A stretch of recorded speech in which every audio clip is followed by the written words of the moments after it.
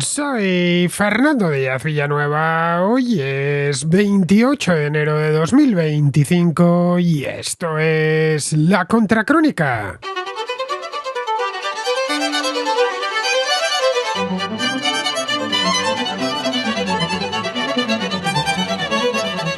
Pintan bastos para la industria automovilística alemana, que hasta hace no tanto tiempo era una de las más robustas y más rentables del mundo. Pero ese tiempo parece haber acabado ya. Este año los fabricantes alemanes, con el grupo Volkswagen a su cabeza, que es el mayor de todos, enfrentan una crisis sin precedentes que les está obligando a aplicar un duro ajuste de personal y plantearse incluso el cierre de algunas plantas. Uno de sus principales desafíos es la transición hacia la denominada electromovilidad. La industria alemana ha sido muy lenta en adaptarse a los vehículos eléctricos, un mercado dominado por competidores chinos como BYD o como Geely. Las subvenciones para vehículos eléctricos fueron eliminadas en 2023 en Alemania y eso ha frenado la demanda interna, colocando de paso a las marcas alemanas en desventaja frente a sus rivales asiáticos, más ágiles, más competitivos y apoyados por generosos subsidios estatales. Para colmo de males, la economía europea no está en su mejor momento y la de China no crece como hace 10 o 15 años. En tanto que Europa y China son sus dos principales mercados, eso ha impactado negativamente en la facturación anual. Las exportaciones, un pilar fundamental del sector del automóvil en Alemania, han disminuido de forma significativa, especialmente hacia mercados importantes como China o Estados Unidos, donde la demanda ha caído debido a la incertidumbre generada por el regreso de Donald Trump al poder, que viene acompañado de una política comercial más dura. Los altos costes laborales en Alemania, combinados con un incremento notable en los precios de la energía y una burocracia excesivamente reglamentista que resta competitividad, han añadido presión al sector. Los fabricantes alemanes se están viendo obligados a abordar costosas reestructuraciones, es decir, cierres de centros de producción y despidos que se cuentan o se pueden llegar a contar por decenas de miles. Volkswagen, por ejemplo, estudia clausurar hasta 3 de sus plantas en Alemania. Esto supondría un hito histórico para la marca, ya que nunca antes habían cerrado una fábrica en territorio alemán. La política interna también está jugando un papel importante en el empeoramiento de la crisis. La coalición gobernante en Alemania, conocida como coalición semáforo, es decir, formada por socialdemócratas, rojos, verdes, de color verde y liberales de color amarillo, saltó por los aires a finales del año pasado, como vimos ya en la contracrónica, tras varios meses de continuas disputas internas. El canciller Olaf Scholz perdió una moción de confianza antes de la Navidad, creo que fue el 18 o el 19 de diciembre, y eso ha provocado un adelanto electoral para el próximo 23 de febrero, que seguramente alumbre un cambio de gobierno. Pero los problemas van mucho más allá de la política. La dependencia de Alemania en componentes críticos como baterías o semiconductores, provenientes en su mayor parte de China, demuestra cuán vulnerable es su cadena de suministro. Este problema se agrava con la competencia directa de fabricantes chinos que no solo están ganando terreno en el mercado global, sino que también invierten decididamente en Europa, lo cual plantea un dilema estratégico para la industria alemana: innovar y competir o ceder terreno en su mercado de origen. La crisis ha desatado un debate mucho más amplio sobre la desindustrialización de Alemania. Hay temores fundados de que la industria del automóvil, emblema mismo de la prosperidad alemana, pierda su protagonismo y eso lo termine pagando todo el país. El futuro depende de cómo se gestione esa transición, especialmente los plazos de adopción de los vehículos eléctricos. Para ello, al nuevo gobierno y a la Comisión Europea no les quedará otra que suavizar sus ambiciosos objetivos medioambientales.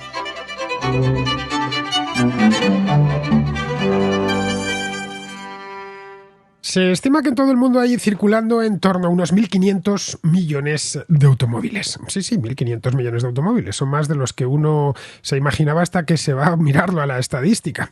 En tanto que somos unos 8.000 millones de personas las que vivimos en la Tierra, pues tocamos, si no me salen mal las cuentas, a un automóvil por cada 5 habitantes. Es decir, que si mañana tuviésemos todos que meternos en un coche, habría espacio y aún sobraría, porque los vehículos de los últimos 10 o 15 años han crecido mucho en tamaño y también en capacidad.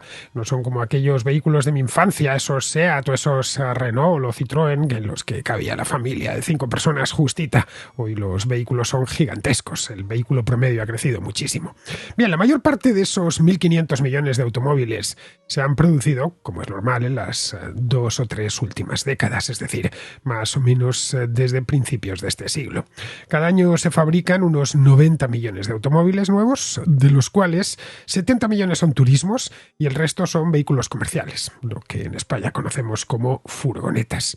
Circulan por todo el mundo estos vehículos, no hay país sin coches, esa es la verdad, salvo algunos lugares muy muy concretos, alguna estación de esquí, alguna isla perdida, el resto, si hay algo que podemos encontrar en todo el mundo, son automóviles.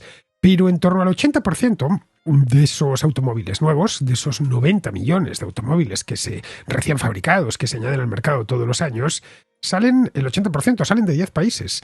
Concretamente, por este orden me los he apuntado aquí, de China, de Estados Unidos, de Japón, de la India, de Corea del Sur, de Alemania, de México, de España, de Brasil y de Tailandia. Esos fueron los 10 principales productores de automóviles por unidades, quiero decir, obviamente, en el año 2023. Las cifras de 2024, por más que las he buscado, no las he encontrado, quizá porque todavía no estén disponibles.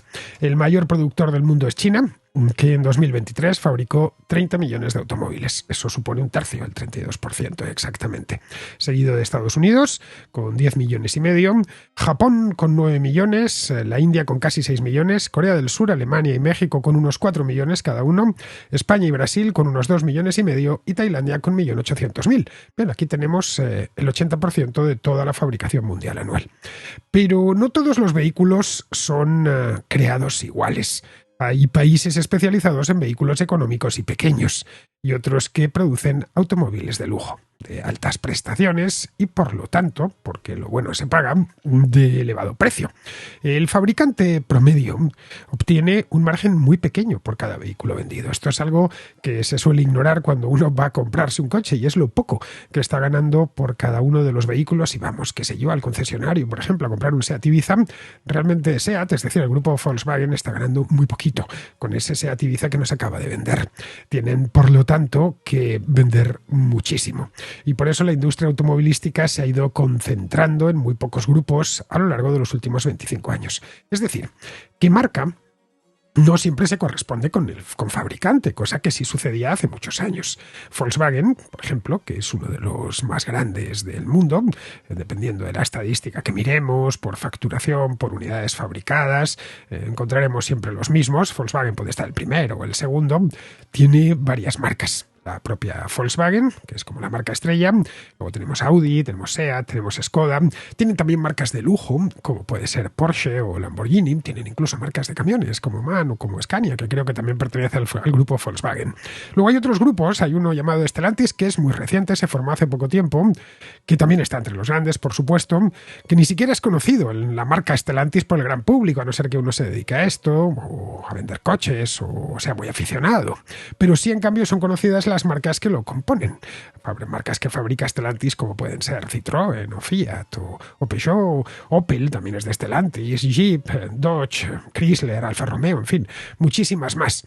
Incluso Toyota, que es japonesa y que también figura naturalmente como uno de los grandes fabricantes del mundo, que es famosa además por fabricarlo casi todo bajo la misma marca, tiene otras como marcas secundarias, digamos, como Lexus, que es algo así como su marca de lujo, o una marca pequeñita que se llama Daihatsu, que se dedica a fabricar vehículos pequeños, los Kei-Cars, estos que llaman en Japón. La clave, por lo tanto, está en fabricar vehículos caros. Eso es el mejor de los mundos en la industria del automóvil. Fabricar vehículos caros que dejen buen margen, no deja el mismo margen un Kei-Car de estos japoneses de Daihatsu que un BMW equipado al máximo, y que por supuesto se pueden exportar a todo el mundo. En esto los alemanes siempre fueron unos artistas, fueron unos maestros. Los Audi, los Mercedes o los BMW, no digamos ya de los Porsche, son vehículos de prestigio, sinónimo de que a alguien le va bien en la vida, si alguien se puede comprar un Mercedes, que no están, como es lógico, al alcance de todos los bolsillos, pero se venden en todo el mundo. Podemos encontrar estos vehículos entre gente exitosa de los 5 continentes, especialmente en mercados de renta alta, como puede ser Europa, naturalmente, que es de donde provienen, o Estados Unidos, o Canadá, o Japón. Prácticamente donde hay gente que le va bien en la vida, automáticamente aparecen los Mercedes o los BMWs. En los últimos años también se ha incorporado a esa corriente de países en los que hay mucha gente con dinero suficiente en el bolsillo como para comprar vehículos caros, China. Es un buen negocio este de fabricar vehículos de lujo, vehículos de alto valor, porque implica grandes inversiones y te coloca en la parte alta de la cadena de producción, de la cadena de valor, y además implica también mucha innovación. Por eso la fabricación de este tipo de vehículos siempre estuvo concentrada en muy pocos lugares. Sitios como Alemania, el norte de Italia, Japón, pero sobre todo Alemania. Cuando hablamos de un coche alemán o un vehículo alemán, estamos casi diciendo que es un vehículo de alta calidad, aunque no siempre sea así. Los alemanes también producen, incluso en su propio territorio, vehículos más baratos. Pero siempre que pensamos, fulanito tiene un coche alemán, significa hoy ya no tanto, pero antiguamente cuando yo era niño, desde luego, significaba pues que a fulanito le iba francamente bien en la vida. Bien, esto está empezando a cambiar. Desde hace ya tiempo empezó a cambiar. Esto yo te cambio el que cambio yo soy el tiempo verbal. Y los primeros en sufrirlo están siendo los propios alemanes. El negocio de los fabricantes alemanes en mercados inmensos, que son los que dejan mucho dinero porque se vende mucho, como el estadounidense o el chino, se ha ido reduciendo en los últimos años. En buena medida porque los fabricantes de vehículos chinos, de quienes en su día se reían los alemanes porque, bueno, decían que hacían coches baratos y poco fiables, pues se han convertido hoy por hoy en rivales formidables, que van engullendo poco a poco cuota de mercado dentro y fuera de China. Sumémosle a eso otro elemento no menos importante, y es que China ya no crece como solía hacerlo. Sigue creciendo, obviamente, pero ya no crece como antes. Hace 15 años, pues ahora en torno al año 2010, crecía más o menos al 10% anual. Hoy lo hace al 5%, incluso estos años ha crecido menos, ya sabéis, por el tema este de la pandemia y su recuperación. Siguen importando vehículos caros, pero ya no con la misma alegría que antes. Además, los chinos tienen algo que no tenían hace 20 años, que son, ni 15 siquiera, que son alternativas nacionales a mejor precio con prestaciones equivalentes. Añadamos a esto, a este cóctel explosivo, si queremos llamarlo así, el incremento en los precios de la energía y en los costes laborales, que se comen el margen, y nos encontramos pues ante un panorama un poco sombrío, o bastante sombrío diría yo, para una industria que aporta en torno al 5% del PIB alemán todos los años y que da trabajo directamente a casi 1 millón de personas. Muchos más, obviamente, si sumamos a sus proveedores. El resultado es que los fabricantes de automóviles alemanes y sus proveedores han anunciado despidos que se cifran en decenas de miles. Unos los están estudiando y otros los tienen ya prácticamente resueltos y decididos. Y esto, ojo, no solo afecta al sector del automóvil. En la industria alemana, en general, es la que está en crisis. La industria alemana es la tercera más grande del mundo, después de la china y la estadounidense, viene la alemana, que ha ido perdiendo tamaño a lo largo de la última década. Como consecuencia, la economía alemana en su conjunto se ha contraído durante los 2 últimos años. Es decir, que Alemania no ha terminado de salir de la pandemia. El PIB, de hecho, para eso tendríamos que irnos antes de la pandemia. El PIB en la práctica está estancado, porque los crecimientos minúsculos que ha tenido se los ha ido comiendo la inflación. Está estancado desde el año 2018-2019, es decir, antes de la pandemia. 6 años ya, 6 o 7 años ya. Lo que supone per se, de nuevo hay que ir a la historia, un hito histórico, ya que este que padecen los alemanes ahora es el periodo de estancamiento económico más prolongado desde el final de la Segunda Guerra Mundial. Estados Unidos, que históricamente ha sido una válvula de escape para las exportaciones alemanas, cuando en Alemania no iban las cosas bien, o en Europa, los fabricantes alemanes, sabedores de que hacen productos de calidad y alto nivel, sus productos cruzaban el Océano Atlántico. Bien, es probable, casi seguro, que esta vez no acuda al rescate como lo hizo en otras ocasiones. El presidente Donald Trump amenaza ya desde su toma de posesión con incrementar los aranceles aquí y allá, por todas partes, y eso también a Europa, lo comentábamos brevemente en el programa de ayer, y eso podría poner mucho más difícil el acceso al mercado estadounidense para estos fabricantes alemanes. Estados Unidos es, más allá de la Unión Europea, como es lógico, el mayor mercado de exportación de Alemania. De hecho, si lo tomamos, eliminamos lo de la Unión Europea y lo tomamos por países, Estados Unidos es el principal mercado de exportación de Alemania. De hecho, si echamos un vistazo a los datos, Estados Unidos absorbe en torno al 10% de las exportaciones alemanas, frente al 7,5% de Francia, el 7% de Holanda o el 5,5% de Italia. España está muy por debajo, en el 3,5% de las exportaciones alemanas. China supone cerca del 7% aproximadamente. Es decir, su mejor cliente, más allá de Europa, es Estados Unidos.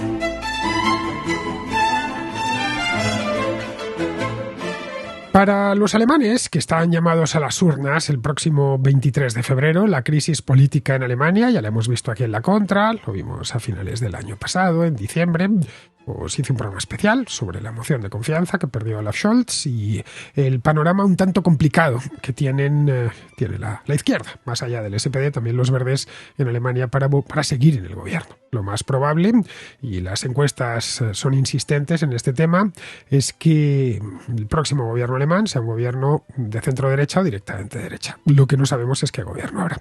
Pero bueno, los alemanes que están, ya digo, llamados a las urnas el 23 de febrero, dentro de menos de un mes, para ellos esto es algo así como una edición corregida y aumentada de la crisis que azotó el país a principios de siglo. Los que tenemos memoria lo recordamos bien. La tasa de desempleo en aquel entonces alcanzó el 12%, si mal no recuerdo. Esto es el doble del actual. En aquel momento, los gobiernos de Gerhard Schröder y Angela Merkel aplicaron un programa de ajuste con reformas, algunas muy serias, sobre el mercado laboral y la hasta entonces generosísima política asistencial del Estado alemán.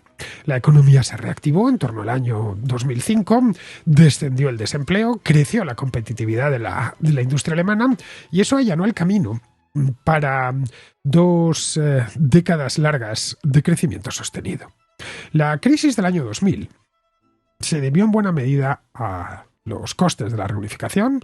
Alemania se había reunificado en el año 1990 y eso le supuso un coste considerable incluso a un país rico como era la República Democrática Alemana. Y no solo eso, también es que tenían un gasto público elevadísimo, fruto de un estado del bienestar muy espléndido. La crisis actual es peor. Algunos dirán, bueno, ¿qué diferencia hay entre la anterior y esta? Bueno, son 2 crisis, evidentemente, pero esta es peor porque no se va a solucionar aplicando una serie de ajustes, de recortes de gasto, de cambios legislativos básicos. No. Esta crisis compromete los cimientos mismos del modelo económico alemán, que está basado desde hace ya mucho tiempo en las exportaciones. Y ojo, no solo de automóviles, sino de todo tipo de maquinaria de alta calidad y alto precio, con la etiqueta Made in Germany. La recesión anterior, la economía china, como os decía antes, crecía mucho. Crecía alrededor de un 10% al año, más o menos. Hace 25 años, 20 años, China estaba en pleno despegue. Hoy ya no es así. Y esto absorbía bienes desde Alemania, desde todas partes del mundo, pero también desde Alemania. Eso impulsó el comercio y la economía de todo el mundo. Hoy la economía china, como os decía, crece a la mitad y los volúmenes de comercio mundial se han estancado. Los chinos además tienen otras alternativas para cierto tipo de bienes que ya no les obliga necesariamente a comprarlos en Europa. Sin mercados de exportación de rápido crecimiento, el modelo alemán se ve en serios problemas, esa es la verdad. Pero los alemanes no quieren mirar ese problema de frente. Siguen pensando, la mayor parte de ellos, que esto es un problema pasajero y que se puede abordar de la forma en la que suelen hacer las cosas en aquel país, siempre de forma muy civilizada, de forma gradual, consensuada, haciendo algunos ajustes. Pero lo cierto es que los alemanes no tienen un plan B. Hasta hace no mucho, las consecuencias de esta crisis a cámara lenta se han limitado en Alemania a los estudios que publican los think tanks, que los hay muchos y muy buenos en Alemania, editoriales de los periódicos, publicación continua de datos económicos y de previsiones en la prensa Salmón o en los periódicos en general, el Frankfurter Allgemeine o el Handelsblatt. Sí, a poco que uno siga, aunque sea muy por encima, la prensa alemana lo ha ido viendo en los últimos años.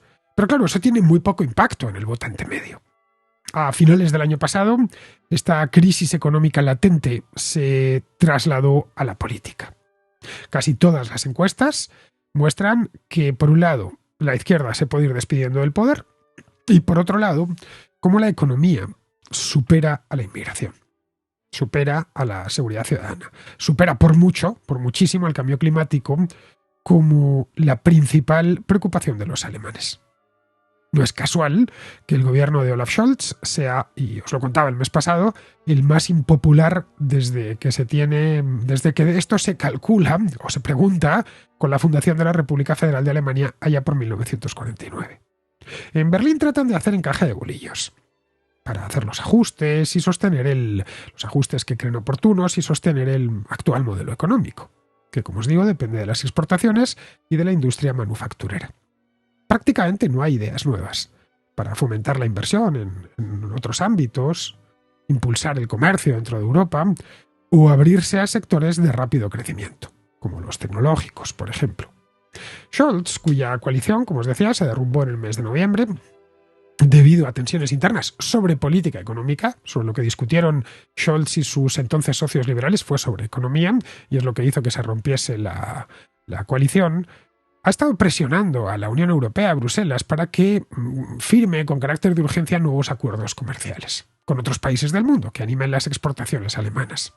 De hecho, Friedrich Merz, que es el de la CDU y es el favorito y por hoy para reemplazar a Scholz en la Cancillería, lo que ha propuesto es, aparte de estos acuerdos, impuestos más bajos y menos regulaciones para los fabricantes. Es decir, seguir en lo mismo, haciendo unos cuantos cambios y convenciendo en Bruselas a la Comisión y al Parlamento Europeo para que se abran todavía más al mundo.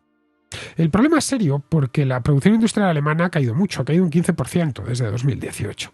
Y el número total de trabajadores en el sector manufacturero ha caído un 4%, casi un 4%. Los fabricantes de otras industrias, como por ejemplo la industria metalúrgica, agobiadísimos por unos costes que no han hecho más que incrementarse, podrían llegar a despedir hasta 300.000 trabajadores en los próximos años. La desindustrialización es real, en una palabra, y verificable sobre el terreno. Desde 2021, el año de salida de la pandemia, han salido también de Alemania más de 300.000 millones de euros en capital de inversión. La exportación de productos industriales de alto precio es más importante, de hecho, para la economía alemana que el petróleo para el estado de Texas o la tecnología para California. Esto para que nos hagamos una idea. Es una dependencia excesiva, que es el resultado de varias décadas en las que desde la capital, desde Berlín y desde los estados federados se ha apoyado este modelo, el modelo de la exportación, mientras se iban creando obstáculos para la inversión en nuevos sectores, como las tecnologías de la información. Las exportaciones sostienen aproximadamente el 25% de los empleos que hay en Alemania. En torno al 70% de los automóviles producidos en Alemania se exportan. La exportación supone casi el 50% del PIB alemán. Esto es el doble que en China y el cuádruple que en Estados Unidos. Hay ciudades enteras que viven de la exportación de automóviles. El caso de Wolfsburg, en Baja Sajonia, allí está la sede de Volkswagen, la ciudad del automóvil, la llaman allí. O Ingolstadt, en Baviera, donde está la principal fábrica de Audi. Ambas son ciudades que se lo deben casi todo a estos fabricantes de automóviles. Wolfsburg tenía, en 1940, lo iba a mirar ya por pura curiosidad, tenía 12.000 habitantes. 1940, al empezar la guerra. Hoy tiene 125.000. Y el incremento se produjo después de la guerra. Ingolstadt tenía 30.000 habitantes, la ciudad pequeñita de Baviera, en 1940. Hoy tiene casi 150.000. Todo se lo deben a la fabricación de vehículos a motor, concretamente de motor de combustión interna. En Ingolstadt, casi la mitad de los puestos de trabajo disponible se encuentran en la industria automovilística. Casi todo el resto, tiendas, restaurantes, hoteles, prestan servicios a los trabajadores de la industria automovilística. En Ingolstadt hace muchos años tuve la ocasión de asistir a una boda que me invitaron. Y bueno, pude verlo con mis propios ojos. La dependencia de aquella ciudad, una ciudad muy próspera, de la fábrica de Audi. Podrían cambiarle el nombre y en lugar de Ingolstadt llamarlo Audistadt y nadie se molestaría. De hecho, menos del 2% de los que trabajan en esa ciudad trabajan en el sector de las tecnologías de la información. Es decir, muy poca parte de la masa laboral. Durante años nadie se quejaba, al contrario, los Ingolstädter estaban orgullosos de su fábrica. Una fábrica que, por cierto, llegó de Alemania del Este, de Chemnitz, que está en Sajonia, después de la guerra, cuando los soviéticos expropiaron Autounion, que era el conglomerado automovilístico que dio origen a Audi años más tarde. Las reformas económicas de principios de este siglo sentaron muy bien a este tipo de ciudades y a sus comarcas circundantes. Alemania se convirtió en uno de los mayores exportadores del mundo y una parte nada despreciable de esas exportaciones eran vehículos Audi o Volkswagen. Desde entonces, una serie de acontecimientos no previstos han ido echando arena en el engranaje de la máquina exportadora alemana. Trump recuperó en 2016 el proteccionismo, al menos la idea y el discurso, lo cual ya suponía de por sí un cambio de discurso notable sobre lo que, frente por lo menos a la etapa anterior, caracterizada por el librecambismo. La pandemia interrumpió las cadenas de suministro, la guerra de Ucrania, el ruido de sables en Taiwán, la guerra en Gaza, esto afectó directamente al comercio internacional. En China, un mercado importantísimo para las exportaciones alemanas, el crecimiento se ha desacelerado y las empresas chinas, que como bien sabemos están atiborradas de subsidios estatales, han estado produciendo más de lo que China puede absorber, lo que esto alimenta las exportaciones que a su vez presiona a las grandes empresas alemanas, incluyendo naturalmente a las que fabrican automóviles. Luego tenemos los precios de la energía, que ese que sería capítulo aparte. El fin de los suministros de gas natural barato desde Rusia a través de los gasoductos, el cierre de las últimas plantas nucleares en Alemania y la costosísima transición a la energía renovable han puesto la energía por las nubes en Alemania. Para fabricar automóviles se necesita personal y maquinaria, como es lógico, pero también mucha energía. Son negocios, esto que llaman los economistas electrointensivos, muy intensivos en consumo de energía. Alemania tenía una energía hace 25 o 30 años que no era la más barata del mundo, pero era asequible. Si la energía se encarece, esto repercute directamente en la competitividad de la empresa. Alemania en esto tenía algo de margen, porque el Made in Germany siempre viene acompañado de un sobreprecio. Pero ese colchón hace tiempo que se esfumó y se ven ante la disyuntiva de vender con márgenes irrisorios o salirse del mercado por precio, ¿sí? Porque venden demasiado caro. Más aún cuando los chinos ya producen vehículos de calidad, especialmente los eléctricos, apartado en el que llevan una considerable ventaja. Bueno, eso por no hablar de la irrupción de empresas como Tesla, cuyo segmento de mercado es el mismo que el de Audi, Mercedes o BMW. El proceso ha sido lento, pero en Alemania nadie quería verlo. Se han quedado atrás en sectores como el software, o digamos ya la inteligencia artificial. Tienen además problemas con las infraestructuras, pues que ni siquiera los trenes son puntuales. Y si tenían alguna fama los trenes alemanes es que llegaban con una puntualidad germánica. Ya no es así desde hace tiempo. Los especialistas calculan que se necesitaría dedicar 600.000 millones de euros en los próximos años para modernizar el sistema educativo, para arreglar las redes de transporte, poner al día la red eléctrica y digitalizar la administración pública. Aparte, habría que elevar el gasto en defensa, que es una de sus obligaciones como miembro de la OTAN, como ya veíamos ayer. Los alemanes, entre tanto, se encuentran entre los que más impuestos pagan del mundo, no ya de Europa, del mundo.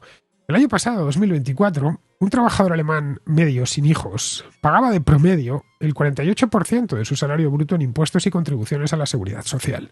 Esto a los españoles nos resulta familiar porque es lo mismo o más. Ante la incertidumbre, muchos alemanes lo que están haciendo es ahorrando más de la cuenta. La tasa de ahorro, que siempre fue alta en Alemania, es ahora más elevada que nunca. Y esto puede constituir otro problema a corto plazo, ya que cada punto de incremento en la tasa de ahorro se hace a costa de la demanda de bienes y servicios. Todos estos problemas son vox populi en Alemania. Cualquier alemán medianamente informado los conoce. Debería ser, por lo tanto, de lo que se debatiese en la campaña electoral en curso. Debería ser el objeto de debate. Pero no está siendo así. No se discuten medidas impopulares como los recortes de gasto público, algo que liberaría recursos para inversiones productivas que solo puede hacer el sector privado. La oposición, la CDU y Alternativa por Alemania, defienden el statu quo. Es decir, mantener el modelo exportador pero reduciendo los precios de la energía y eliminando regulación medioambiental. Bien, esto es fácil de decir pero no tan fácil de hacer, de hecho muy difícil de llevar a la práctica. Alemania ha hecho todo lo posible por tener una de las energías más caras del mundo. Cerraron sus centrales nucleares, con idea de sustituirlas por plantas de ciclo combinado, alimentadas por gas ruso barato, pero el plan se frustró en 2022.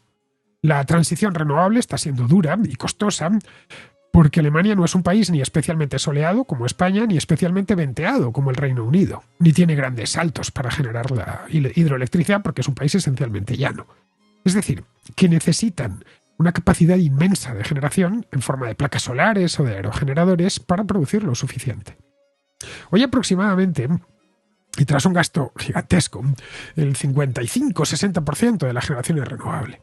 Pero para el 40% o el 45% restante, han tenido que sustituir el gas por el carbón. Luego, respecto a la regulación medioambiental, bueno, una parte es nacional, lógicamente, incluso regional, pero la otra es europea. Y en Bruselas, los alemanes son, junto con los escandinavos, los más ecologistas. Pero en el caso que lo consiguiesen, vamos a ponernos en lo mejor de los escenarios, imaginemos que se las apañan para reducir el precio de la energía, qué sé yo, reabrir sus centrales nucleares, eso sería difícil, pero bueno, incluso reducir al mínimo la regulación medioambiental. Hay algo que no pueden cambiar, que es un entorno mundial mucho más complicado que hace 20 años. Y la realidad de que sus vehículos con motores de combustión interna están de retirada, por deseo expreso de su gobierno y de la Comisión Europea. Ahí es donde eran realmente competitivos. Y la nueva tecnología eléctrica, que implica componentes como baterías, semiconductores, software muy sofisticado, ahí los alemanes van con varios años de retraso.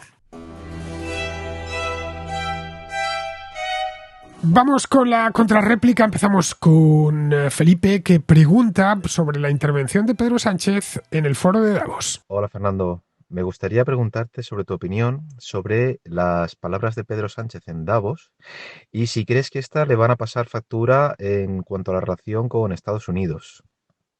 Como sabes, pues el presidente habló de plantar cara a esa derecha reaccionaria, también del poder excesivo que están acumulando los magnates de las telecomunicaciones.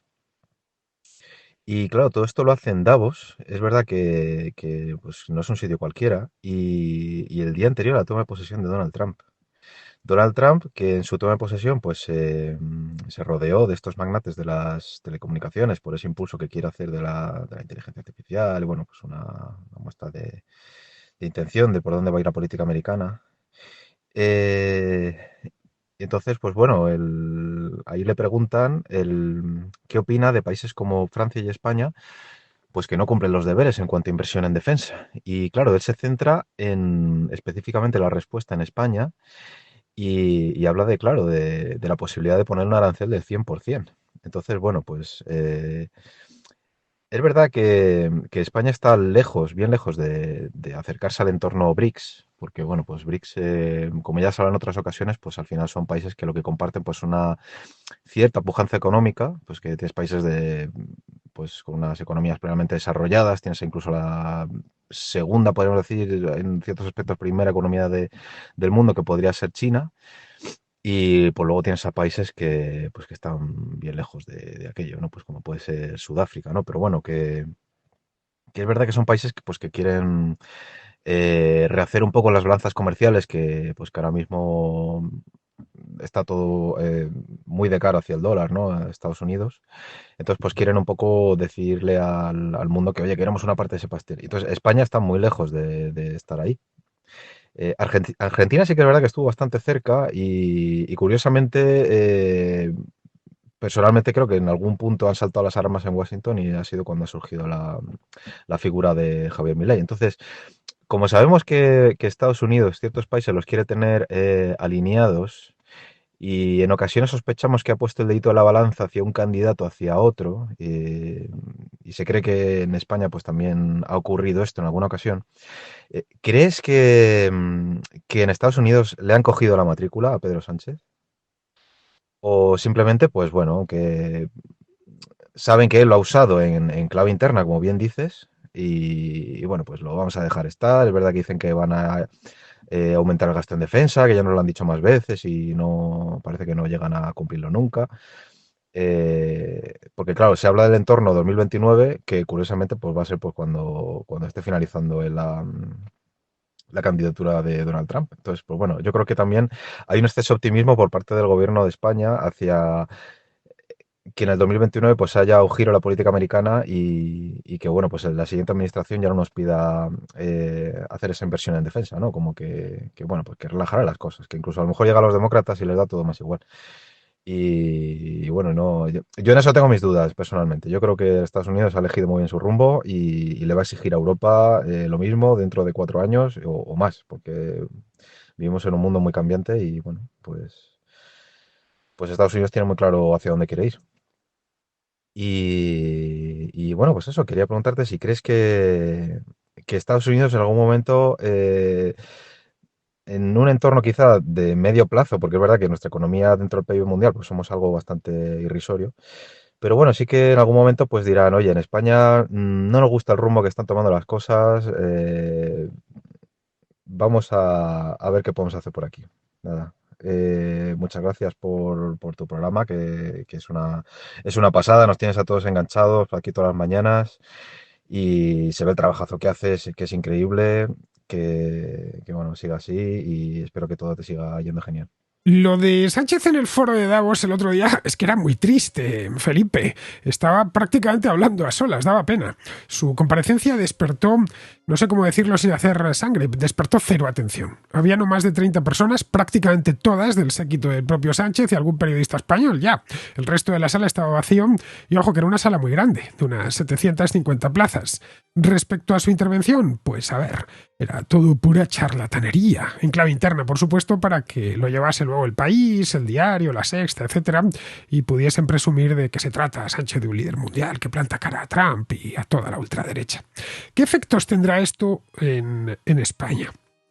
Bueno, mejor dicho, vamos a reformularlo. ¿Qué efectos tendrá esto en Estados Unidos? Vamos a empezar por ahí. Porque la ofensa, en principio, entre comillas, ha venido desde Pedro Sánchez. Pues la verdad es que no demasiados. A Trump y a su equipo español les interesa entre poco y nada. El comercio bilateral entre España y Estados Unidos es minúsculo para ellos, aunque no tan minúsculo para nosotros. Estados Unidos supone el 5% de las exportaciones españolas, el equivalente a unos 20-21 mil millones de dólares todos los años. Eso para Estados Unidos es calderilla. Para nosotros no tanto, claro. En tanto que España está en la Unión Europea y la Unión Europea es un área aduanera común, pues si Trump eleva los aranceles, se lo hace a los 27 países miembros. Y eso dependerá de lo que hagan más los alemanes o los franceses, especialmente los alemanes, que exportan a Estados Unidos por valor de 160.000 millones de dólares al año. En lo personal, pues a ver, entiendo que Donald Trump estará asesorado sobre la naturaleza y las intenciones de los distintos líderes mundiales. A ver, Pedro Sánchez, por más que él crea lo contrario, no forma parte de la primera división de mandatarios internacionales, sino de la segunda. Y el conocimiento que el presidente de Estados Unidos tiene sobre los mandatarios de segunda división es pequeño. Así que cuando, a no ser que tenga alguna relación especial con España, qué sé yo, si no es pequeño. Así que cuando tiene que tomar una decisión lo consulta. En este caso, lo que su equipo seguramente le dirá es que se trata de un tipo muy a la izquierda, con amigos peligrosos, muy desprestigiado, que gobierna gracias a una carambola y que tiene líos de corrupción interna. Bien, esto se lo diría con Davos o sin Davos. Vamos, que si Trump se quiere formar una opinión sobre Pedro Sánchez y tomar una posición a raíz de eso, pues esta va a ser negativa seguro. Si quiere hacer daño a Pedro Sánchez o a España en general, desde el punto de vista comercial, puede subir aranceles de forma selectiva para los principales productos que España exporta a Estados Unidos. El principal es el petróleo refinado. Sí, la gasolina, el gasoil y todo eso. España tiene una gran capacidad de refino, pues tiene muchas refinerías y es exportador de gasolina. Aparte de eso, a Estados Unidos se exporta aceite de oliva, se exporta vinos, se exportan medicamentos. A ver, si eleva el arancel al aceite de oliva, los aceiteros españoles lo notarán, claro está, porque exportan algo así como 700 millones de dólares anuales a Estados Unidos. Pero claro, eso también castigaría a los italianos, que exportan mucho más. Pero bueno, el tema es que si Europa no le importa demasiado a Trump, España le importa todavía menos. Vamos a continuar, vamos con Roberto, que es asturiano y que nos hace una reflexión sobre el subsidio al transporte público. Y este mensaje es para tratar un tema que ha surgido esta semana a raíz del rechazo del decreto ómnibus del gobierno, que la verdad es que ha dado mucho que hablar, y uno de los temas que más se ha tratado es el tema de la prórroga de las subvenciones al transporte público, que también iba incluida dentro de ese decreto y por lo tanto también ha decaído. Y me ha dado para reflexionar un poco de lo fácil que resulta crear una dependencia hacia el Estado, porque este es un buen ejemplo. Resulta que estas ayudas se implementaron en el año 2022 con el pretexto de paliar la crisis energética que había en ese momento como consecuencia de la guerra de Ucrania y el encarecimiento de los combustibles. Y ahora resulta que la población pues no puede vivir sin esas ayudas, que parece que eran imprescindibles. Antes de que se implementaran no había nadie que pudiese coger el transporte público. Las comunidades autónomas están poniendo el grito en el cielo, muchas de ellas de hecho lo están bonificando por su cuenta, y veo mucha gente protestando y quejándose de cómo es esto de que ahora van a tener que pagar por utilizar el transporte. Va a resultar que ahora el transporte público gratuito es un derecho universal. En fin, es un paso más hacia la sumisión de la población, que se está permitiendo que cada vez más aspectos de nuestras vidas sean controlados directamente desde el Congreso de los Diputados. No sé a dónde vamos a llegar, no sé dónde terminará esto y cuándo veremos el fin, pero si esto fuera la fábula de la rana y el agua hirviendo, yo creo que la rana se está empezando a quemar y apenas le quedan fuerzas ya para saltar fuera del agua. Pues sí, Roberto, es tal cual lo comentas. Los subsidios al transporte público se empezaron a aplicar hace casi 3 años ya, cuando empezó la guerra de Ucrania y la inflación en aquel entonces, recuérdalo, pegaba bastante fuerte.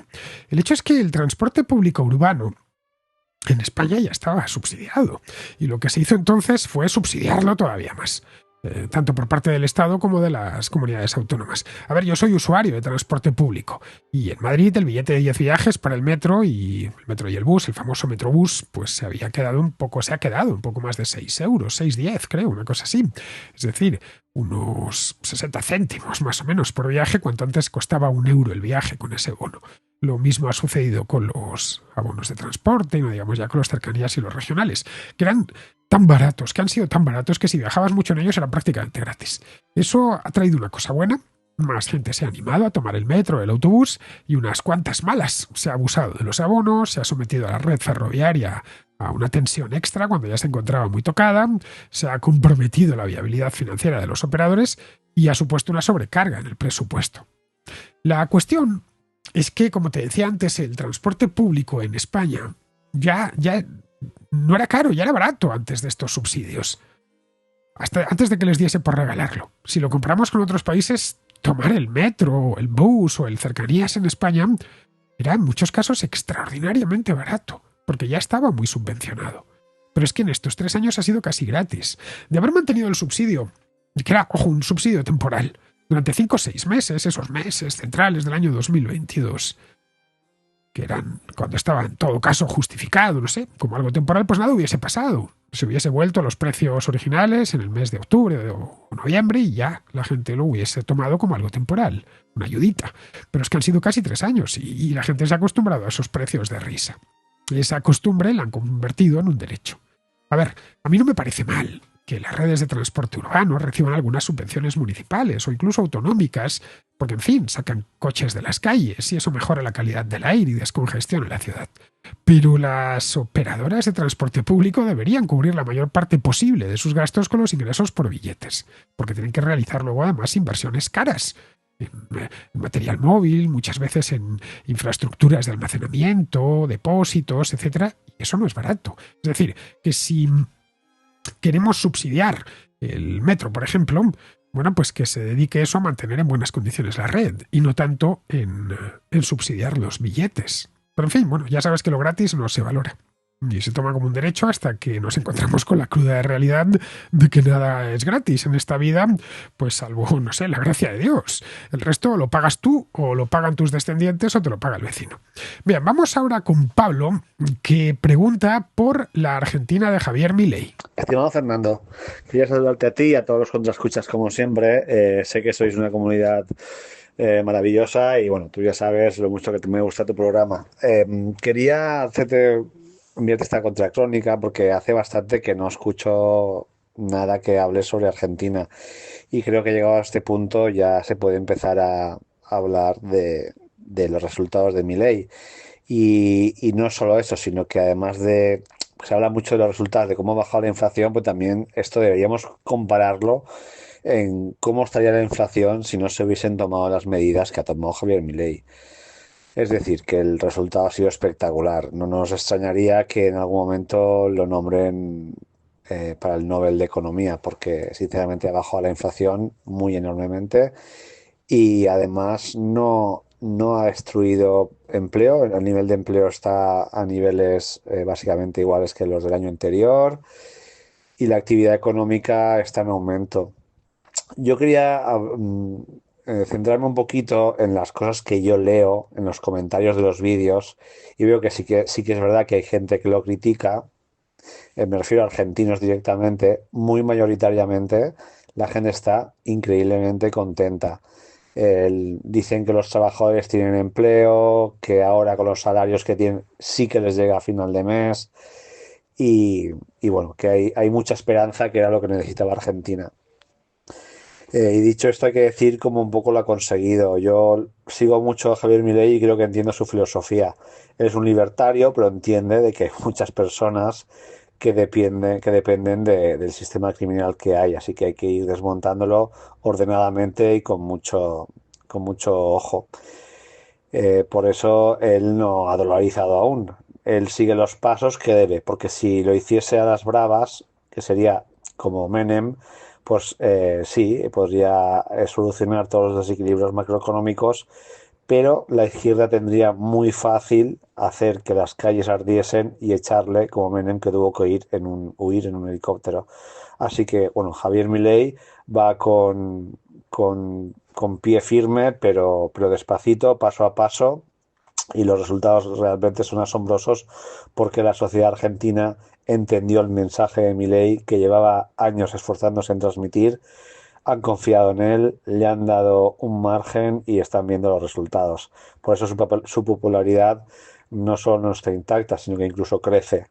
Es increíble lo que ha conseguido y bueno, supongo que tú lo podrás explicar mejor porque eres periodista y puedes dar datos y números, pero me da a mí la impresión de que Argentina va por un camino sinceramente muy prometedor, que llevará su tiempo, pero que con muy poco lo van a notar enormemente y bueno, creo que Argentina va a ser un ejemplo para muchísimos países, especialmente los de su entorno. Bueno, un abrazo muy grande y nada, saludos a todos que te escuchas, como he dicho antes. El que huyó en un helicóptero desde la Casa Rosada no fue Menem, Pablo, fue Fernando de la Rúa, durante el argentinazo de 2001, en diciembre de aquel año. Menem salió por la puerta, poco antes, eso sí, después de entregar la banda y el bastón de mando a de la Rúa. A Menem, además, según tengo entendido, los helicópteros no le gustaban mucho, porque su hijo Carlitos, se mató en un accidente de helicóptero cuando era presidente, en los años 90. Pero vamos, respecto a lo que comentas, a ver, como bien sabes, Pablo, yo hago un programa de actualidad, La Contracrónica es un programa de actualidad. Y las noticias son tales cuando son malas. Es decir, cuando tienes un conflicto que te sirve de gancho para hablar de un tema y para analizar ese tema. En el caso de Argentina, lo que hay son buenas noticias económicas y eso per se no da para mucho porque no hay conflicto. Lo habría, qué sé yo, si tuviese grandes manifestaciones por la calle, no es el caso, hay algunas, pero desde luego no son masivas, o si le hubiesen dado un premio, como dices tú, el Nobel, por ejemplo, o si tuviese, no sé, serios problemas en el Parlamento, que tampoco es el caso, o si se enfrentase a unas elecciones, que no se celebrarán las presidenciales hasta 2027, legislativas habrá el año próximo, habrá en 2025 para renovar parte de la Cámara de Diputados y parte del Senado. Así que bueno, esa es la razón por la que no hablo apenas de Argentina y de Javier Milei, simplemente porque no da motivos para hablar de eso. Algo que sin duda es bueno, ¿eh? Ya sabes, el viejo adagio periodístico, ese de no news, good news. Bien, nosotros vamos a acabar ya con las news, vamos a terminar. La última news nos la va a dar Pizarro, que nos va a hablar de Trump y la defensa europea. Con una guerra atroz en el sureste europeo, que no se está ganando, y el principal interés estratégico estadounidense en Asia-Pacífico, que los europeos vamos a tener que asumir nuestra defensa no parece un asunto a debatir. El debate está en cómo reducir el estado de bienestar para poder asumir el coste de la defensa, sin que estalle la actual estructura política basada en este bienestar. Hasta ahora la estrategia ha sido la dilación. Hasta ahora. Un cordial saludo de Pizarro. Y hasta aquí, queridos amigos, llega la Contracrónica de hoy, 28 de enero. Mañana será 29, estaremos a miércoles y yo estaré aquí de regreso. Hasta mañana.